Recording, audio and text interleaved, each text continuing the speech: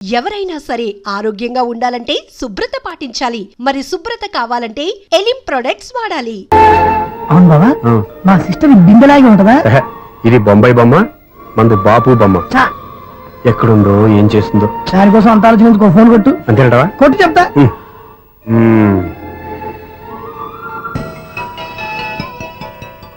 ఎవరు ఈ మధ్యలో సుత్తి ఫోను? ఇంకెవరు? నా హీరో. హలో, ఎవడు ఎలా ఉన్నారు? నాకేంటి, ఫెంటాస్టిక్ గా ఉన్నాను. కానీ మీరెందుకు ఫోన్ చేశారో చెప్పండి. ఏంటండి ఏవో మాటలు మ్యూజిక్ వినిపిస్తున్నాయి? ఏదైనా సినిమా చూస్తున్నారా? బాగా క్యాచ్ చేశారే. ఏ సినిమా? అబ్బా, చెప్తే వచ్చేద్దానా? ఓ నీ క్లూ ఇవ్వండి చాలు. 1 2 3 4 సినిమాలో హీరో పేరు పవన్ కుమారుడు, కానీ టైటిల్లో పరమశివుడు ఉన్నాడు. అంటే శంకర్దాద ఎంబీబీఎస్. ఎస్, పర్వాలేదే, బ్రెయిన్ బానే పనిచేస్తుంది. బ్రెయిన్ ఏంటి, అదృష్టం కూడా పనిచేసింది. ఎందుకు నువ్వు? ఇప్పటి వరకు దొరకను అన్నారుగా, ఇప్పుడు రెడ్ అండ్ పట్టేస్తున్నా. ఇంపాసిబుల్. It's possible. అది చూడరా. నేను కూడా అదే సినిమా చూస్తున్నాను. అన్న చిరంజీవి దయ వల్ల తమరు దొరికిపోయారు. జై చిరంజీవ. అయ్యో చచ్చా, నీవేంది? నా హీరో కూడా ఇదే థియేటర్ లో ఉన్నాడు. అంటే మా సిస్టర్ దొరికిపోయింది అనమాట. చెప్తే విన్నావా? హైట్ తక్కువగా చూడొద్దమ్మా. బిల్డప్ లాపు. ఆ అమ్మాయి ఎలా పట్టుకోవాలో ఆలోచించు. అది వెరీ సింపుల్ బావా. ఇక్కడ నుంచి మళ్ళీ రింగ్ కొట్టు. ఏ సైడ్ నుంచి రింగ్ వస్తుందో ఆ సైడ్ వస్తే ఈజీగా దొరికిపోతుంది. కొట్టు చెప్తా. కొట్టు. అవుట్ ఆఫ్ కవరేజ్ అని వస్తుందిరా. అవుట్ ఆఫ్ కవరేజ్ ఏరియా అంటే తన అవుట్ అయ్యే లోపు కవర్ చేయమని అర్థం. పద చెప్తా. ఎలా పట్టుకోవాలరా? సీటు వెతుకుదాం. పద చెప్తా. Sister phone sister. చెప్పాను కదా బాపు బొమ్మలా ఉంటుంది. అమ్మాయి కదా పరా. ఇది కాదు. అయ్యో, మళ్ళీ వస్తున్నారే. నా పని ప్రదేశ్. నన్ను బర్రె అంటవా? మా బావ టేస్ట్ ఇది కాదు. సిస్టర్ బావా, సిస్టర్. అయ్యో, ఎవరా నువ్వు? నా వైఫ్ ఇది. సారీ సార్, సిస్టర్ అన్నప్పుడు ఇంత ఎఫెక్ట్ ఉంటుంది అనుకోలేదు. ఎవరైనా ఏమిటి మీ గోళ? అది కాదండి, వీడి సిస్టర్ సినిమాకి వచ్చింది. ఏ సీట్ లో వెతుకుదాం. సినిమా జరిగేటప్పుడే వెతకాలా? సినిమా అయిపోతే మా సిస్టర్ దొరకదు సార్. సినిమా అయిపోయాక ఎలాగో బయటకు వస్తుందిగా, అప్పుడు వెతుకు పట్టుకోండి. అలాగే సార్. అన్నయ్య సినిమా చూస్తారు, మిస్వాడు కూడా ఆవేశం వస్తుంది. బయట రారా. Thank God. ఇప్పుడు ఏం చేద్దాం రా? ఏముంది బావా, సినిమా వదిలిపెట్టిన తర్వాత ఈ గేట్ నుంచి ఆ గేట్ నుంచి రావాలి కాబట్టి ఇద్దరు నేను చెక్ పోస్ట్ పెడతాం. నువ్వు ఇక్కడ పెట్టి నేను అక్కడ పెడతా. అవును, నీ చెల్లు నువ్వు చూడలేదు కదా, ఎలా గుర్తుపడతావు? అందమైన అమ్మాయి కనబడింది అనుకో బావా అని ఒక కూతేస్తా, నువ్వు వచ్చి సెలెక్ట్ చేద్దు కానీ. గుడ్ ఐడియా రా. హోటల్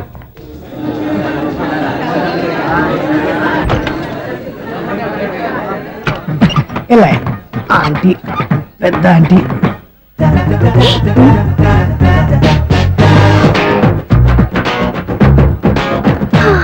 వీళ్ళేంటి చెకింగ్ ఆఫీసర్స్ లాగా డోర్స్ దగ్గర నిలబెట్టారు. ఏంటి భయ, ఒట్టి చూపులేనా ఏమైనా బుకింగ్ ఉన్నాయా? నేను ఆ టైప్ కాదు. ఏ నువ్వు మా టైపా? అలాగే అనుకుని ఇక్కడ నుంచి అర్జెంట్కి వెళ్ళి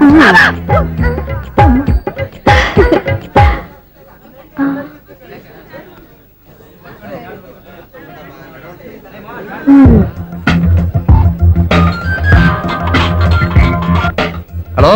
నా కోసం పెద్ద వలే వేసినట్టున్నారు. మామూలు వాళ్ళ ఐరన్ వాళ్ళ. అయినా నన్ను పట్టుకోవడం మీ వల్ల కాదు.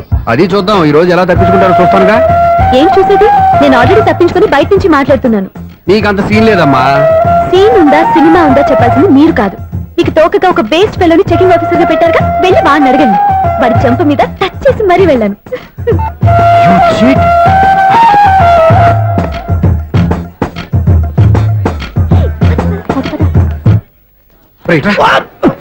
నీకు అసలు బుద్ధి ఉందారా? చేతికి అందిన అమ్మాయిని వదిలేస్తావా? ఆడ చీమలు కూడా వదిలిపెట్టలేదు బావా. మామూలుగా ఉన్న లేడీస్ కూడా చెక్ చేశా. ఎవరైనా అమ్మాయి నీ చెంప టచ్ చేసి వెళ్ళిందా? వెళ్ళింది. అదేరా నీ చెల్లెలు? అది నా చెల్లెలా?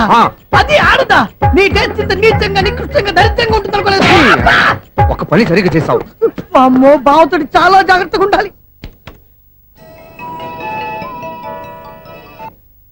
అరే బావా, నేను విన్నది నిజమేనా? ఏమిన్నావు? మళ్ళీ ఎవరిదైనా శోభనం చెడిపోయిందా? సారీ మేడం, మీరా? నీకెన్నిసార్లు చెప్పాలరా ఫోన్ చేయగానే హలో అనాలి అని? మళ్ళీ పొరపాటు జరిగింది మేడం. సూర్య పొజిషన్ ఎలా ఉందని టెన్షన్ లో సూర్యకి చెప్పి మీకు ఫోన్ చేశానండి. సూర్య పొజిషన్ ఏమైంది అతనికి? యాక్సిడెంట్ అయిందని ఫ్రెండ్ చెప్పాడు మేడం. యాక్సిడెంటా? నేను విన్న నిజమో కాదో కన్ఫర్మ్ చేసుకున్నాను, ఫోన్ చేస్తున్నానండి. యాక్సిడెంట్ ఎక్కడైంది? ఎక్కడైందో తెలియదండి. లాజరస్ హాస్పిటల్లో జాయిన్ చేశారని తెలిసింది. ఏమండి, ఇంకోసారి ఫోన్ చేయండి. తప్పైంది, పెట్టండి ప్లీజ్.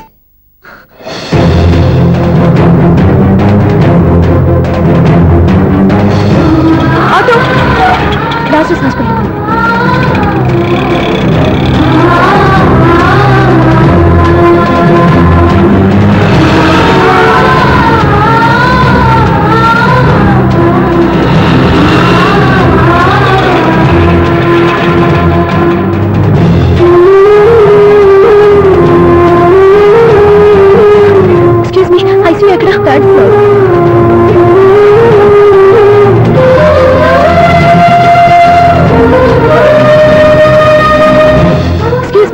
ఇక్కడ సూర్య అనే పేరు మీద ఎవరైనా అడ్మిట్ అయ్యారా? సూర్య యాక్సిడెంట్ కేసు.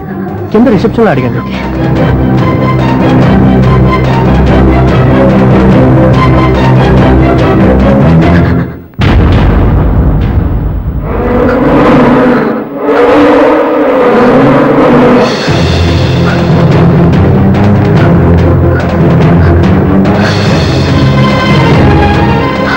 సూర్య పేరు మీద ఎవరైనా అడ్మిట్ అయ్యారా?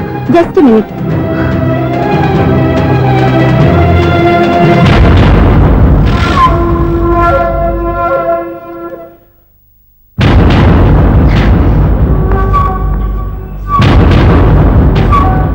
ఈ పని ఇంతకు ముందే చేసుంటే నువ్వు వస్తావో రావో తెలియదు, కానీ ఇప్పుడు మాత్రం ఖచ్చితంగా వస్తావని తెలుసు. వాటర్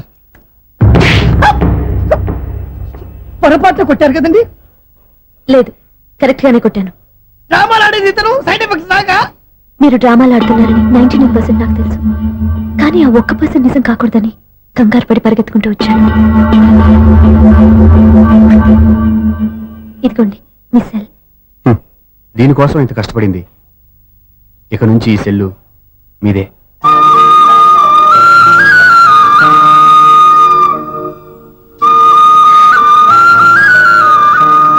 వీళ్ళిద్దరి మధ్యలో నేనెందుకు?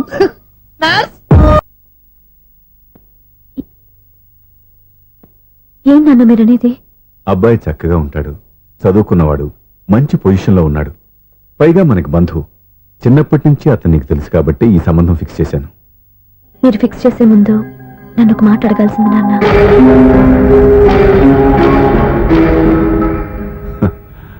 అడిగి చేసుకునే కుటుంబంలో నువ్వు పుట్టలేదు, అడిగి చేసే తండ్రి నేను కాదు. నిజమే, నేను కూడా. చూడమ్మా, నువ్వు పుట్టినప్పటి నుంచి నీకేం కావాలో నిన్ను అడగకుండానే ఆలోచించి అన్నీ చేశాను. నీ చదువు, ఉద్యోగం అన్నీ నా నిర్ణయం ప్రకారం సవ్యంగా జరిగిపోయాయి. నీకు ఏ క్షణంలో ఏం కావాలో తెలిసిన వాణ్ణి నీకు ఎలాంటి భర్త కావాలో నాకు తెలీదా? మీ మాట నేను ఎప్పుడు కాదని అనలేదు, అనను కూడా. ఈ పెళ్లి కూడా కాదనేదాన్ని కాదు. నా మనసులోకి వేరొక రాకముందైతే. క్షమించండి నాన్న, నేను ఒకతన్ని ప్రేమించాను. అతన్ని తప్ప వేరెవరిని చేసుకోలేను.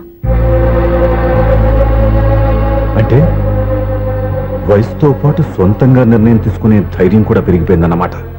నాకు నచ్చిన వ్యక్తిని నాకిచ్చి చేయమని మిమ్మల్ని అడగకూడదా? నేను వాళ్ళకి మాటిచ్చాను. నేను నా మనసే అతనికి ఇచ్చాను.